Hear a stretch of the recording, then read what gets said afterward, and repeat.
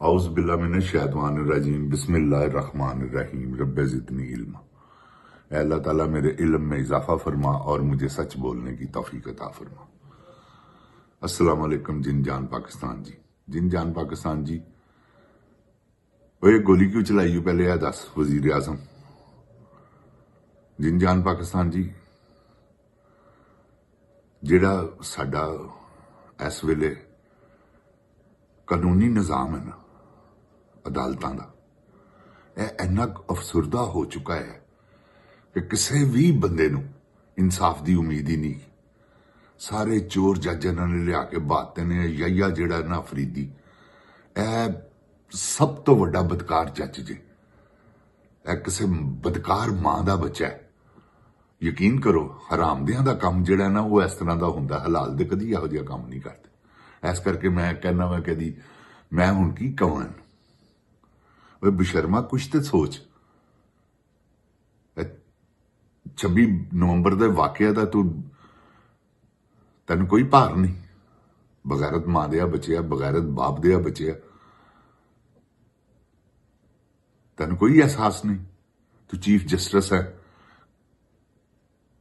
कुत्तिया, बगैरता, बेशर्मा, लानतिया, झूठ बोलना। मैं उतो की तू बगैरती दे बुत वंगर तस्वीर लवा रहे मैं ते की झूठ बोल रहे हैं ते की निजाम नूं उल्ट पुलट कर दिता ही। कोई शर्म कर। ਇਹਦੇ ਨਾਲੋਂ ਬਿਹਤਰ ਤੇ ਹੈਗਾ ਸੀ ਬਗੈਰਤ ਆਦਮੀ ਅਸਤੀਫਾ ਦੇ ਕੇ ਚਲੇ ਜਾਂਦਾ, ਤੇਰੀ ਕੌਮ ਕਦਰ ਕਰਦੀ। ਜਿੰਨੇ ਜੱਜ ਆਏ ਨੇ ਜਿਨ ਜਾਨ ਜੀ, ਸਾਰੇ ਹੀ ਬਦਕਾਰ ਦੇ ਬੱਚੇ ਨੇ। ਤੁਸੀਂ ਦੇਖੋ ਨਾ, ਜਿੰਨੇ ਜੱਜ ਨੇ, ਮੈਂ ਕਿਸੇ ਇੱਕ ਦਾ ਨਾਂ ਨਹੀਂ ਲੈਂਦਾ। ਤੁਸੀਂ ਮੈਨੂੰ ਇੱਕ ਜੱਜ ਇਹਨਾਂ ਚੋਂ ਸਹੀ ਕੱਢ ਕੇ ਦਿਖਾ ਦਿਓ। ਮਨਸੂਰ ਅਲੀ ਸ਼ਾਹ ਦੇ ਬਾਰੇ ਚ ਤੁਸੀਂ ਕਿੰਨੇ ਬਿਆਨਾਤ ਚੱਲੇ ਨੇ ਜੀ, ਉਹ ਬੜੇ ਉਸ ਬਗੈਰਤ ਨੇ ਕਾਜ਼ੀ ਨੂੰ ਇਹ ਜਗ੍ਹਾ ਦਿੱਤੀ ਸੀ ਕਿਉਂਕਿ ਉਹ ਸੀ ਨੈਕਸਟ। ਉਹਨੂੰ ਗੁੰਜਾਇਸ਼ ਦਿੱਤੀ। ਇਹਨਾਂ ਜੱਜਾਂ ਨੇ ਕਾਜ਼ੀ ਸਾਡੇ ਤੇ ਮੁਸੱਲਤ ਕੀਤਾ। ਇਹ ਤਰਮੀਨੁੱਲਾ ਸੀ ਨਾ, ਜਿਸ ਬਗੈਰਤ ਆਦਮੀ ਨੇ 50 ਰੁਪਏ ਦੇ ਸਟਾਮ ਦੇ ਉੱਤੇ ਨਵਾਜ਼ ਸ਼ਰੀਫ ਨੂੰ ਛੱਡ ਦਿੱਤਾ। ਕਿਹਦੇ ਕਹਿਣ ਤੇ ਛੱਡਿਆ ਸੀ? ਬੋਲੇ ਕਦੀ ਆ ਕੇ ਕਿ ਹਾਂ ਮੈਂ ਇਹਨਾਂ ਚੋਰਾਂ ਦੇ ਕਹਿਣ ਤੇ ਛੱਡਿਆ ਸੀ? ਆਖਰ ਤੇ ਕਿਸੇ ਦੇ ਕਹਿਣ ਤੇ ਛੱਡਿਆ ਸੀ ਨਾ ਜਿਨ ਜਾਨ ਪਾਕਿਸਤਾਨ ਜੀ। ਤੇ ਐਡੇ ਵੱਡੇ ਬੇਸ਼ਰਮ ਜੇ ਤੁਸੀਂ ਇਹ ਹਿਸਾਬ ਲਾਓ ਕਿ ਆਪਸ 'ਚ ਸਾਰੇ ਰਲੇ ਨੇ, ਰਾਤ ਨੂੰ ਇਕੱਠੇ ਇੰਜੋਏ ਕਰਦੇ ਨੇ, ਰਾਤ ਨੂੰ ਇਕੱਠਿਆਂ ਬਹਿੰਦੇ ਨੇ, ਇੱਕ ਦੂਸਰੇ ਨਾਲ ਮਸ਼ਵਰਾ ਕਰਕੇ ਸਵੇਰੇ ਉਹੀ ਕੰਮ ਕਰਦੇ ਨੇ।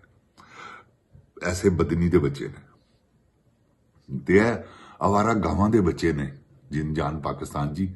ਅਵਾਰਾ ਗਰਦ ਮਾਵਾਂ ਦੇ ਬੱਚੇ ਨੇ, ਇਹ ਬੇਹਯਾਵਾਂ ਦੇ ਬੱਚੇ ਨੇ। ਕਿਉਂਕਿ ਹਯਾਦਾਰ ਮਾਂ ਜਿਹੜੀ ਹੋਵੇ ਨਾ, ਉਹਦੀ ਔਲਾਦ ਵੀ ਬੜੀ ਹਯਾਦਾਰ ਹੋਏਗੀ। ਲਿਖ ਲਵੋ ਮੇਰੀ ਗੱਲ। ਉਹਨਾਂ ਦੀ ਅੱਖਾਂ 'ਚ ਸ਼ਰਮ ਹੋਏਗੀ, ਹਰਾਮ ਤੋਂ ਪਰਹੇਜ਼ ਕਰਨਗੇ, ਝੂਠ ਤੋਂ ਪਰਹੇਜ਼ ਕਰਨਗੇ, ਕਿਉਂਕਿ ਮਾਂ ਨੇ ਤਰਬੀਅਤ ਐਸੀ ਦਿੱਤੀ ਹੈ ਨਾ। ਮਾਂ ਦੀ ਤਰਬੀਅਤ ਤੇ ਚੱਲਦੀ, ਹੋਰ ਕੀ ਹੈ? ਬਾਪ ਦਾ ਲੁਤਫਾ ਤੇ ਮਾਂ ਦੀ ਤਰਬੀਅਤ। ਬਲੱਡ ਜਿਹੜਾ ਉਹ ਦੱਸਦਾ ਕਿ ਹਾਂ ਮੈਂ ਹਲਾਲ ਦਵਾਂ ਜਾਂ ਹਰਾਮ ਦਾ। ਤੇ ਇਹ ਸਾਰੇ ਤੁਹਾਡੇ ਸਾਹਮਣੇ ਨੰਗੇ ਨੇ। ਯਹੀਆ ਫਰੀਦੀ ਵਰਗਾ ਬਗੈਰਤ ਆਦਮੀ ਕੋਈ ਵੀ ਨਹੀਂ ਆਏਗਾ ਜੇ ਜਾਓ। ਮੈਂ ਤੁਹਾਨੂੰ ਦੱਸ ਦਿਆਂ, ਅੱਗੇ ਅੱਗੇ ਬਗੈਰਤੀਆਂ ਤੁਸੀਂ ਦੇਖਣੀਆਂ। ਜਿਨ ਜਾਨ ਪਾਕਿਸਤਾਨ ਜੀ, ਇਹਨੇ ਦੇਖਣਾ ਤੁਸੀਂ ਹੋਰ ਪਾਕਿਸਤਾਨ ਨੂੰ ਕਿੱਡੇ ਕਾਨੂੰਨ ਦੇ ਨੇ। ਅਸੀਂ ਇਸ ਵੇਲੇ 142ਵੇਂ ਨੰਬਰ ਤੇ ਆ। ਤੇ ਯਾਰ ਉਹ ਵੀ ਤਾਂ ਮੁਲਕ ਹੀ ਨੇ ਨਾ ਜਿਹੜੇ 1 ਨੰਬਰ ਤੇ ਨੇ। ਕਾਨੂੰਨ ਐਸਾ ਹੈਗਾ ਕਿ ਕਿਸੇ ਨੂੰ ਮਾਫੀ ਨਹੀਂ, ਭਾਵੇਂ ਕੋਈ ਹੋਵੇ। ਜ਼ੈਦ ਬੱਕਰ ਉਹਨਾਂ ਨੇ ਪੁੱਛਣਾ ਹੀ ਨਹੀਂ। ਉਹਨਾਂ ਨੇ ਸਿਰਫ ਜੁਰਮ ਦੇਖਣਾ ਕਿ ਇਹ ਜੁਰਮ ਇਹਨੇ ਕੀਤਾ, ਆ ਜਾ ਬਈ ਤੂੰ ਕੀਤਾ, ਖਤਮ ਗੱਲ। ਸਾਬਤ ਹੋ ਗਿਆ ਤੇ ਅੱਲਾ ਦੀ ਕਸਮ ਹੈ ਬੱਚਤ ਹੈ ਹੀ ਨਹੀਂ। ਇੱਥੇ ਅਮਰੀਕਾ 'ਚ ਵੀ ਇਹੋ ਹੀ ਕਾਨੂੰਨ ਕਿ ਤੁਸੀਂ ਲੁੱਕ ਕੇ ਕਰਦੇ ਰਹੋ ਜੋ ਮਰਜ਼ੀ। ਜਦ ਤੱਕ ਨਹੀਂ ਫੜੇ ਜਾਓਗੇ ਕੋਈ ਕਾਨੂੰਨ ਦੀ ਗ੍ਰਿਫਤ ਤੁਹਾਡੇ ਤੇ ਨਹੀਂ। ਜਿਸਲੇ ਤੁਸੀਂ ਫੜੇ ਗਏ, ਜੁਰਮ ਸਾਬਤ ਹੋ ਗਿਆ, ਸਿੱਧਾ ਹੀ ਅੰਦਰ ਬੰਦੀ ਖਾਨਾ, ਚੱਲ ਲਗਾ ਜਾ। ਤੇ ਇਹ ਕਾਨੂੰਨ ਹੋਣਾ ਚਾਹੀਦਾ ਜਿਨ ਜਾਨ ਪਾਕਿਸਤਾਨ ਜੀ। ਸਰੇਆਮ ਕਤਲੋ ਗਾਰਤ ਹੋ ਰਹੀ ਹੈ, ਸਰੇਆਮ ਬੰਦੇ ਮਾਰ ਰਹੇ ਨੇ। ਇਹ ਬਲੋਚਿਸਤਾਨ 'ਚ ਕੀ ਹੋਇਆ ਦੇਖੋ ਨਾ। ਉਹ ਮੰਗਣੀ ਵਾਸਤੇ ਬੱਚਾ ਆ ਰਿਹਾ ਬਈ, ਕੋਈ ਸ਼ਨਾਖਤੀ ਕਾਰਡ ਦੇਖ ਕੇ। ਇਹ ਕਿਉਂ ਐਸੀ ਨਫ਼ਰਤ ਹੈ? ਇਹ ਕੌਣ ਫੈਲਾ ਰਿਹਾ ਐਸੀ ਨਫ਼ਰਤ? ਆਖਰ ਤੇ ਕੋਈ ਫੈਲਾ ਰਿਹਾ ਨਾ। ਬਲੋਚਿਸਤਾਨ ਯਾਰ ਪਾਕਿਸਤਾਨ ਹੈ। ਕੋਲਾ ਮਾਫੀ ਦੇਵੇ, ਗੈਰ ਮੁਲਕ ਨਹੀਂ ਗਾ। ਨਾਲੇ ਗੈਰ ਮੁਲਕਾਂ 'ਚ ਗੋਲੀ ਕੋਈ ਨਹੀਂ ਮਾਰਦਾ। ਇਹ ਕੀ ਐਸੀ ਕੈਸੀ ਇਹਨਾਂ ਨੇ ਬੁਨਿਆਦ ਰੱਖੀ ਕਿ ਕਾਦੀ ਬੁਨਿਆਦ ਹੈ? ਮਿਸਿੰਗ ਪਰਸਨ, ਇਹ ਬੁਨਿਆਦ। ਕਿਉਂਕਿ ਜਿਹੜੇ ਇਹਨਾਂ ਨੇ ਮਿਸਿੰਗ ਪਰਸਨ, ਜਿਹੜੇ ਬੰਦੇ ਇਹਨਾਂ ਨੇ ਅਗਵਾ ਕੀਤੇ ਨੇ, ਉਹਨਾਂ ਦਾ ਕੋਈ ਪਤਾ ਹੀ ਨਹੀਂ ਕਿ ਗੋਲੀਆਂ ਮਾਰ ਦਿੱਤੀਆਂ, ਕੀ ਕਰ ਦਿੱਤਾ ਹੈ ਕੀ ਨਹੀਂ। ਔਰ ਐਸੀ ਅਜ਼ੀਅਤ ਦਿੰਦੇ ਨੇ, ਜਿੰਦ ਜਾਨ ਪਾਕਿਸਤਾਨ ਜੀ, ਕਸਮ ਅੱਲਾ ਦੀ ਮੈਂ ਤੁਹਾਨੂੰ ਬਿਆਨ ਨਹੀਂ ਕਰ ਸਕਦਾ। ਜੋ ਮੈਂ ਸੁਣਿਆ ਜਿਨ੍ਹਾਂ ਦੇ ਕੋਲੋਂ, ਉਹ ਕਹਿੰਦੇ ਨੇ ਮਲਕ ਸਾਹਿਬ 4-4 ਦਿਨ ਰੋਟੀ ਨਹੀਂ ਖਾਈ ਦੀ, ਸੁੱਕੀ ਰੋਟੀ ਖਾ ਲਈ ਦੀ ਹੈ, ਸਾਲਨ ਖਾਣ ਤੇ ਦਿਲ ਹੀ ਨਹੀਂ ਕਰਦਾ ਜਿਹੜਾ ਸਾਲਨ ਨਾ ਦਿੰਦੇ ਨੇ।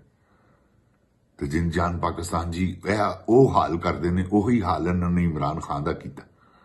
ਇਮਰਾਨ ਖਾਨ ਨੂੰ ਇਹਨਾਂ ਨੇ ਗਲਤ ਕਿਸਮ ਦੀਆਂ ਖੁਰਾਕਾਂ ਦਿੱਤੀਆਂ, ਕੋਸ਼ਿਸ਼ ਕੀਤੀ ਹੈ। ਲੇਕਿਨ ਕੀ ਉਹ ਬੱਬਰ ਸ਼ੇਰ ਉਹ ਚਾਹ 'ਚ ਡੁਬੋ ਕੇ ਨਾਨ ਖਾ ਲੈਣ ਵਾਲਾ, ਰੋਟੀ ਖਾ ਲੈਣ ਵਾਲਾ, ਉਹਨੂੰ ਕੋਈ ਭਾਰ ਨਹੀਂ। ਭਾਰ ਤੇ ਇਹਨਾਂ ਨੂੰ ਹੈ। ਜਿਸ ਲਈ ਇਹਨਾਂ ਨੇ ਅੰਦਰ ਜਾਣਾ, ਫਿਰ ਇਹਨਾਂ ਨੂੰ ਪਤਾ ਲੱਗਣਾ ਕਿ ਹਾਂ ਕੀ ਭਾਅ ਵਿਕਦੀ ਹੈ।